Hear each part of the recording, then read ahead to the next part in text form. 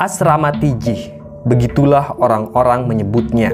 Asrama ini berdiri sekitar tahun 1942 di sebuah kampung yang jauh dari kota. Kampung itu bernama Tanjung Kafan. Kampung yang wilayahnya kecil tapi sangat dikenal oleh masyarakat kala itu. Dikenal bukan karena destinasi wisatanya atau kesuburan tanahnya, melainkan karena di sana ada asrama Tijih, sebuah asrama tempat pelacuran warisan kolonial Jepang. Asrama Tijih dulunya dibentuk oleh para tentara Jepang untuk memuaskan birahi mereka. Awalnya hanya berbentuk satu bangunan rumah besar nan megah seperti hotel. Namun lama-kelamaan banyak wanita dari berbagai daerah dikirim ke asrama Tijih sehingga bangunan itu tidak muat. Jepang pun memperluas kawasan asrama Tijih dengan membangun bilik-bilik kecil untuk menikmati para wanita pribumi. Setiap malam jeritan terdengar di asrama Tijih. Mereka mengerang kesakitan saat para tentara Jepang itu berdatangan untuk menggauli mereka. Banyak wanita yang tewas di asrama tersebut. Namun, bukan hanya Jepang saja yang harus bertanggung jawab atas penderitaan para wanita pribumi. Ada satu nama yang memegang penuh asrama pelacuran itu. Dia bernama Miss Tijih.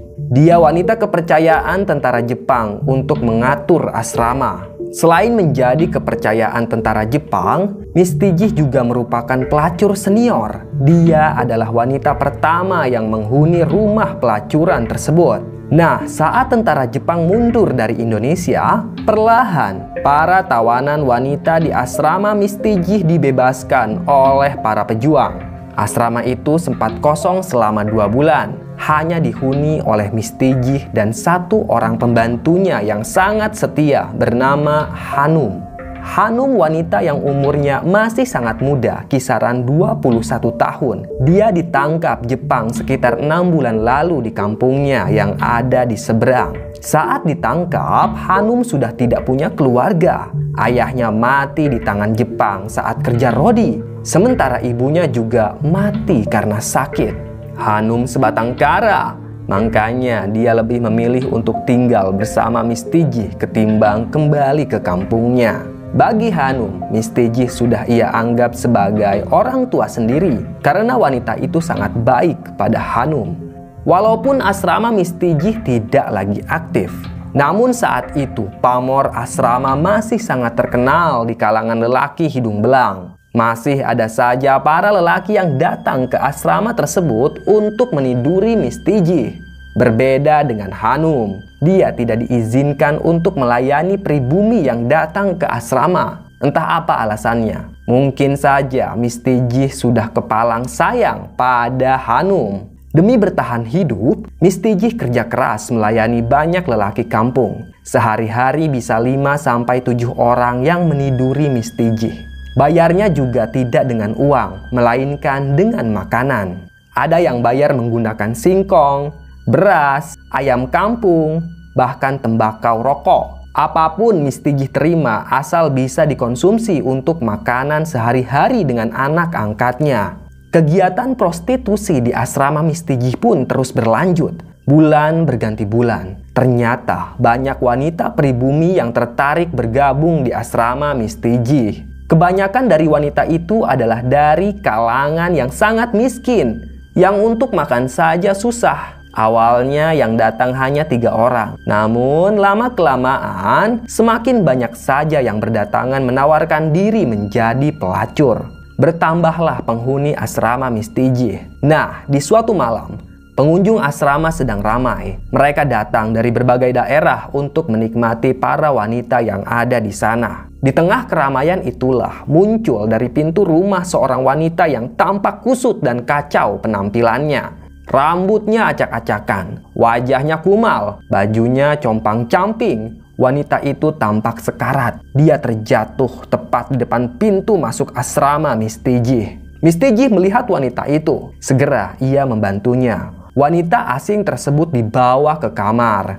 Dia dibaringkan di atas kasur. Kata Miss Tijih pada Hanum. Buru-buru Hanum pergi ke dapur untuk mengambil segelas air. Dia menyerahkan air itu pada Miss Tijih. Perlahan, Miss Tijih menuangkan air tersebut ke mulut wanita yang sedang sekarat. Setelah ia minum beberapa teguk, si wanita pun siuman. "Siapa namamu, Nak? Dan apa yang terjadi padamu?" tanya Miss Tigih.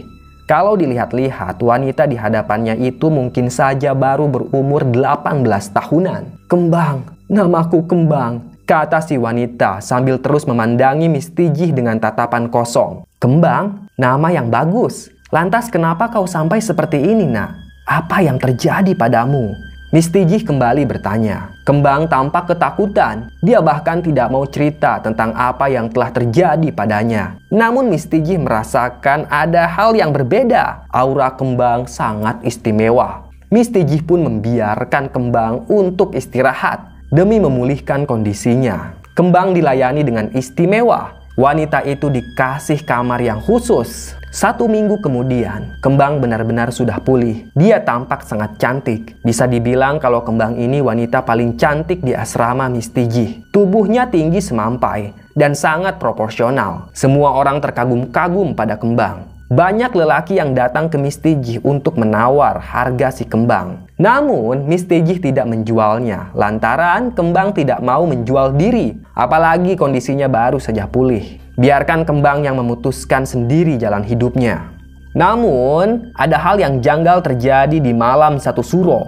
Miss Tigih diam-diam masuk ke kamarnya Kembang dengan membawa nampan berisi makanan. Di atas nampan itu juga ada kemenyan yang sudah dibakar. Bau kemenyan itu menguar ke segala arah. Tak ada tamu yang datang di malam tersebut. Sengaja Miss Tigih meliburkannya karena malam satu suro sangat spesial bagi Miss Tigih. Biasanya Miss Tigih melakukan ritual tahunan, semacam sajenan. Saat Miss Tigih masuk ke dalam kamarnya Kembang, dia melihat Kembang sedang duduk di tepian jendela sambil menyisir rambutnya yang panjang dan harum menjuntai sepinggang. "Makan dulu, Nak. Miss sudah masak ayam buat kamu," kata Miss Tigih. Kembang pun tersenyum tipis. Dia turun dari tepian jendela dan mendekati Miss Tigih. Kembang makan dengan anggun. Dia tidak rakus, tapi dia suka dengan masakan Miss Tigih yang lezat itu. Aroma kemenyan yang terus menguar tidak dipedulikan oleh Kembang. Beberapa jam kemudian, Miss Tigih keluar dari kamar Kembang.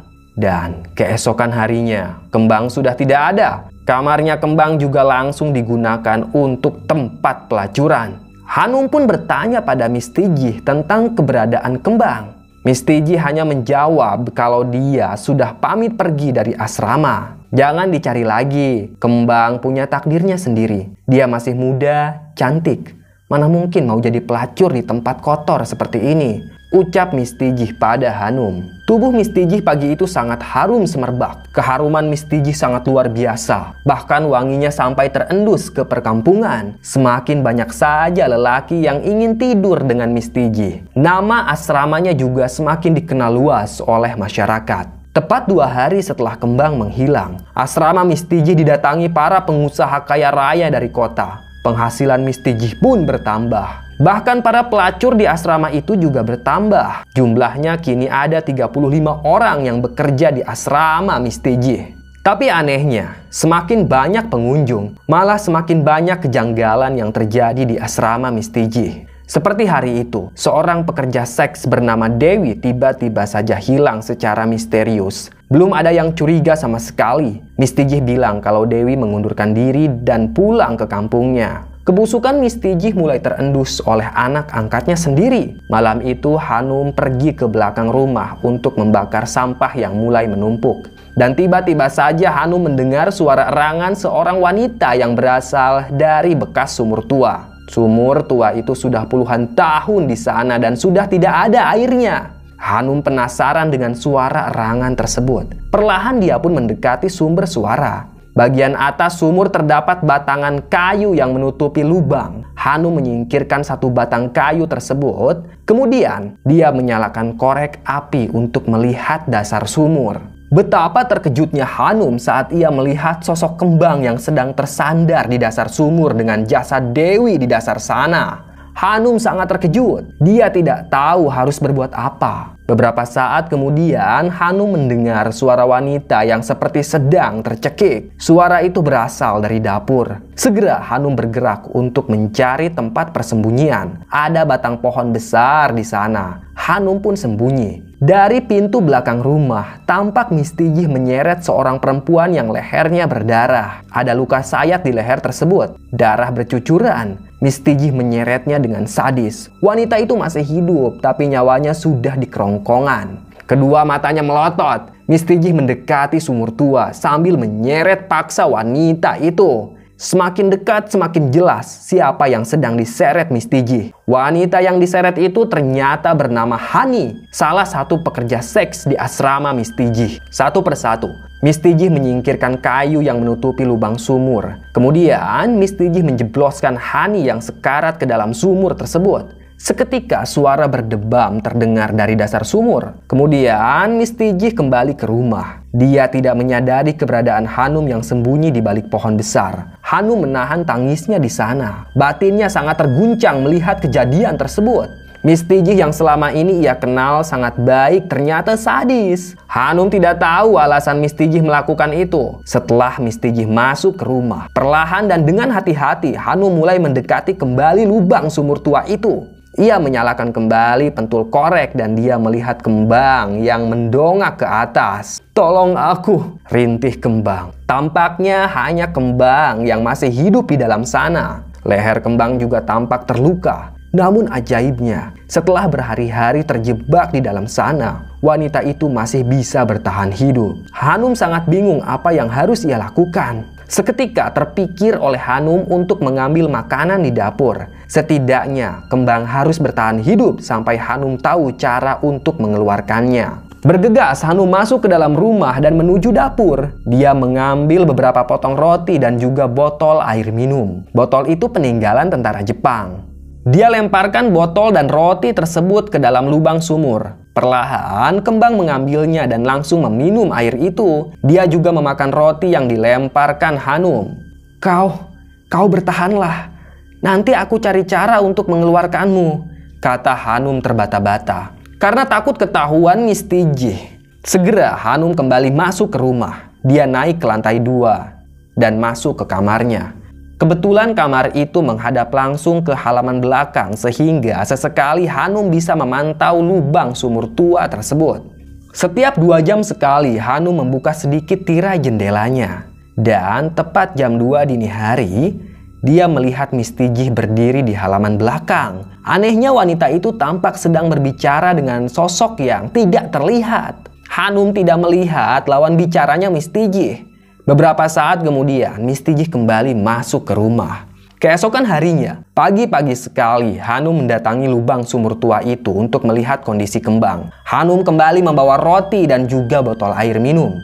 Dia lemparkan roti dan botol itu ke dalam lubang sumur. "Tolong aku, Hanum," rintih kembang dari dasar sumur sambil mendongak ke atas. "Iya, aku pasti menolongmu. Kau bertahanlah. Aku akan segera cari bantuan," ucap Hanum. Namun bukannya dapat bantuan, Hanum malah dapat sial. Dia ketahuan oleh Mistijih. "Sedang apa di sana?" tanya Mistijih yang berdiri tepat di depan pintu dapur. Hanum sangat kaget. "Nah, sedang apa kau di sana?" tanya Mistijih yang berdiri di pintu belakang rumah. "Enggak, Miss, saya itu mau buang sampah," kata Hanum gelagapan. Perlahan Mistijih mendekat. Dia tampak curiga pada Hanum. Tidak biasanya buang sampah ke sumur tua itu. Perlahan Mistijih merogoh pisau kecil dari saku kebayanya. Hanum menyadari hal itu. Dia pun ketakutan. Semenjak malam 1 suro, Mistijih berubah total. Di mata Hanum kini Mistijih beraura sangat mengerikan. Dan tanpa Hanum duga-duga, Mistijih menjenggut rambut Hanum dengan sangat kasar. Kaki Hanum juga diselengkat sampai tubuhnya terjatuh. Kepala Hanum dijorokkan ke lubang sumur. Wanita itu teriak, begitu juga dengan kembang yang ada di dasar sumur. Kembang juga teriak ketakutan. "Oh, ternyata kau masih hidup, Kembang. Hebat sekali," lirih Mistijih. "Sabar ya, nanti aku bakar lubang sumur ini setelah aku habisi Hanum," ucap Mistijih. Pisau kecil yang tajam disodorkan ke leher Hanum, dan baru saja Mistiji hendak menyayatkannya, tiba-tiba saja dari dalam lubang sumur ada sebuah botol air minum yang menghantam wajah Mistiji dengan sangat keras. Kembang dengan sisa tenaga yang ada, dia berhasil melemparkan botol itu dan mengenai wajah Mistiji. Mistiji pun terjungkal. Hanum berhasil kabur. Wanita itu kabur melalui sela-sela pagar rumah. Hanum teriak minta tolong ke warga sekitar dan juga kepada para penghuni asrama Tijih. Teriakan Hanum menggegerkan penghuni di sana. Mereka keluar dari rumah. Hanum dengan ketakutan menjelaskan apa yang telah ia alami barusan. Dengan berbondong-bondong, warga dan para penghuni asrama pun menghampiri sumur tua tersebut. Namun, Mistiji sudah tidak ada di sana. Warga kaget karena mereka menemukan mayat dan juga sosok wanita bernama Kembang yang masih hidup di dalam lubang sumur tua. Mereka pun menolong Kembang dan mengeluarkan mayat-mayat dari dalam sumur.